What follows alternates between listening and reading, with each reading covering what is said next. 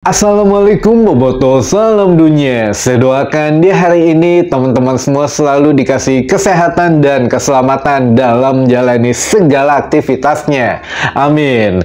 Baik Boboto, langsung kita update informasi Persib Bandung terbaru, yang mana ada mandatori atau kewajiban yang harus saya sampaikan, dan juga ada beberapa pertanyaan dari teman-teman Boboto yang dari kemarin belum sempat kita bahas semua gitu ya. Jadi kita coba cicil beberapa pertanyaannya sehingga teman-teman mendapatkan jawaban yang valid tentunya. Baik, langsung kita bahas hal yang pertama dulu mengenai mandatori atau kewajiban. Ini manajemen menyampaikan bahwa jangan ada teman-teman bobotoh yang datang ke Madura, apalagi yang di luar kota Bandung, punten yang di luar Pulau Jawa gitu ya. Nah, ini juga menjadikan kan Persib Bandung akan away ke Madura itu tanggal 28 September mendatang atau hari Sabtu besok lusa itu menghadapi Madura United. Nah, ini dengan situasi yang ada saat ini ya diharapkan tidak menambah kericuhan dulu, atau ya setidaknya Persib Bandung dengan bobotohnya sedang disorot tajam gitu oleh sepak bola Indonesia. Jangan sampai ada hal-hal yang tidak mengenakan lagi. Nah, ini juga kita tahu untuk supporter Persib atau bobotoh tidak hanya ada di kota Bandung, sehingga ya masih memungkinkan yang ada di Surabaya, di Madura gitu ya, yang ingin menonton Persib Bandung laga Madura melawan Persib Bandung itu agar jaga baik-baik diri saja, jangan sampai memang merugikan diri sendiri, apalagi merugikan tim Persib Bandung untuk kena denda dan lain sebagainya gitu ya. Jadi ya kemarin sampai 5 laga kita apresiasi tidak mendapatkan sanksi apapun, walaupun kita tahu ada beberapa supporter yang memang away, tapi ya mereka jaga diri baik-baik gitu ya, jaga nama baik Persib Bandung juga. Dan mungkin ya ini juga berlaku buat teman-teman bobotoh yang besok ya apa yang memang ada di Pulau Madura atau ada di Jawa Timur yang ingin menyaksikan laga Persib Bandung, jaga diri baik-baik saja, walaupun ya tidak akan maksimal gitu ya himbauan dari manajemen, namun yang jelas ya kita jaga nama baik Persib Bandung saja teman-teman. Nah, itu mandatori yang pertama.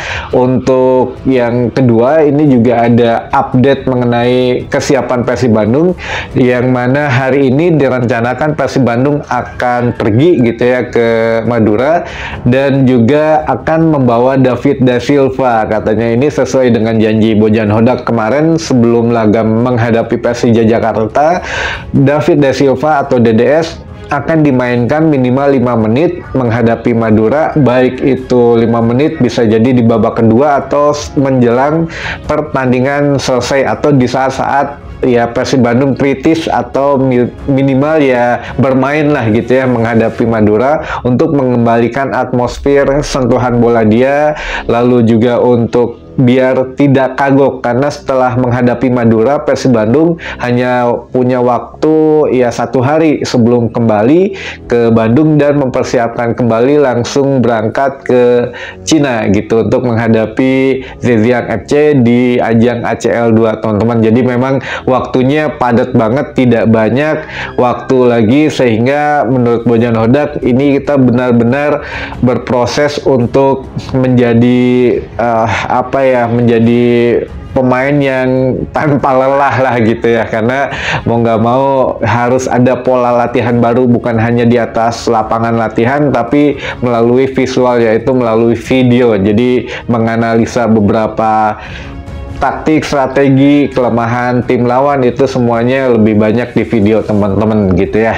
Nah, ini yang ketiga, kita masuk ke sesi tanya jawab.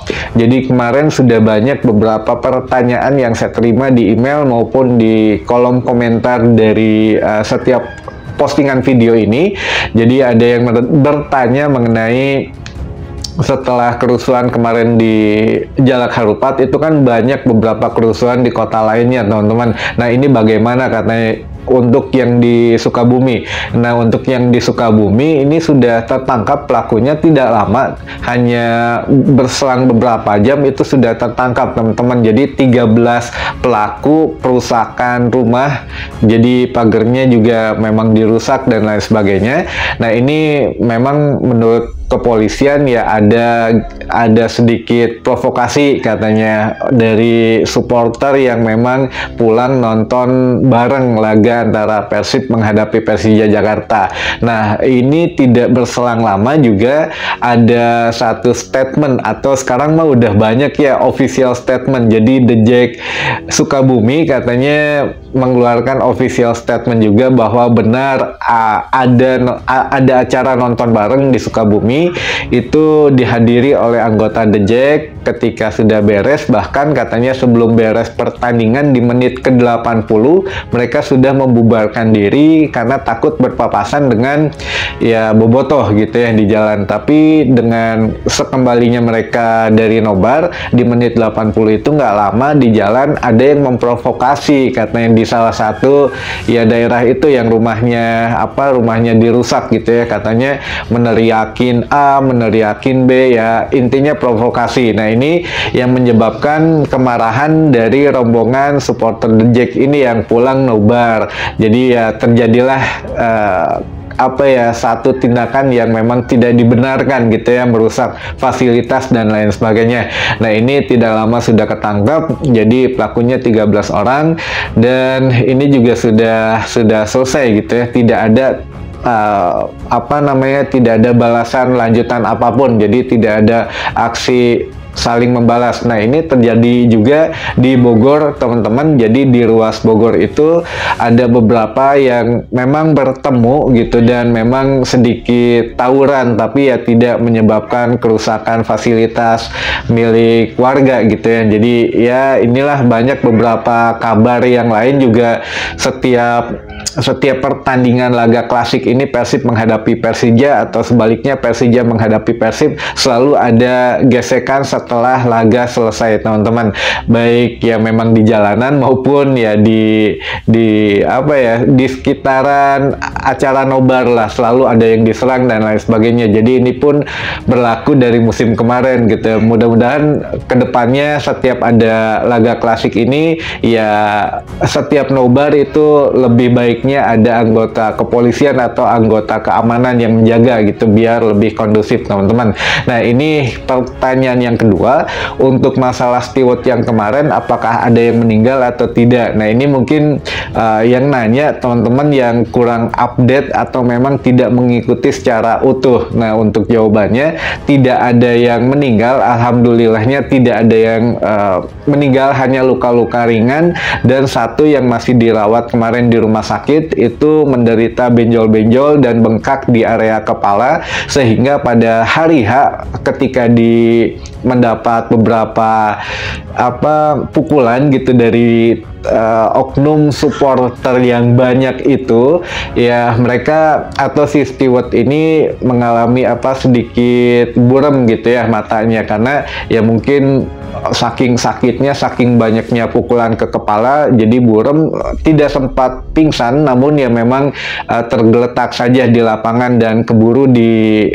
diambil atau ditolong oleh teman-temannya yang lain dari anggota kepolisian juga katanya. Nah, ini mungkin menjadi pelajaran kalau memang ada sampai korban jiwa, ini luar biasa teman-teman.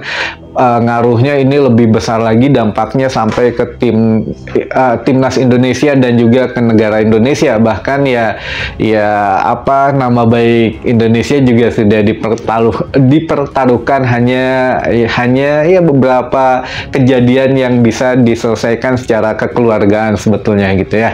Baik, lanjut ke pertanyaan selanjutnya. Bagaimana Kang itu flare bisa masuk ke lapangan? Karena padahal kan sudah dilarang dan sudah ketat banget untuk penjagaannya. Nah, ini juga sudah menjadi, kemarin sudah sempat kita bahas, sudah menjadi satu concern dari pihak kepolisian, dari steward, dari manajemen Panpel juga sudah investigasi, sudah mencari tahu asalnya bagaimana, sudah memanfaatkan CCTV, 2 CCTV yang dari stadion, yang dipunyai oleh stadion, dan 1 CCTV yang memang dipasang oleh anggota kepolisian katanya. Nah, ini yang memang yang sudah diinvestigasi kebocorannya di mana, lalu motifnya, modusnya bagaimana bisa masuk. Nah, ini yang menjadi barbuk atau barang bukti dari pihak keamanan atau pihak kepolisian dan Panpel Persib Bandung. Dan kita juga nggak boleh ngungkapin ya bagaimana cara masuknya dan lain sebagainya, takutnya nanti ya disalahgunakan di kemudian hari gitu teman-teman. Jadi biarkan pihak yang berwajib yang menangani kasus flare ini, tapi ini berhubungan dengan denda teman-teman. Nah, inilah ada beberapa denda yang akan fix sepertinya akan diterima oleh Persib Bandung, termasuk salah satunya flare. Flare ini kalau memang cara masuknya bagaimana ke stadion itu pihak berwenang atau pihak berwajib lah yang terkait yang akan menangani itu, tapi sudah jelas melanggar pasal dari Komdis PSSI yang mana lebih dari 5 gitu ya untuk flare-nya, dan ini pun sepertinya memang direncanakan karena ada di Tribun Selatan dan Tribun Utara yang memang yang pertama kali turun ke lapangan gitu ya, sebelum turun ya mereka menyalakan flare. Nah, ini akan sepertinya denda maksimal 200 juta sampai 250 juta untuk flare yang dinyalakan di stadion. Pertama tuh sanksinya 200 sampai 250 juta, tergantung Komdis mau ngasih yang mana, yang ringan 200 juta, yang beratnya 250 juta gitu ya.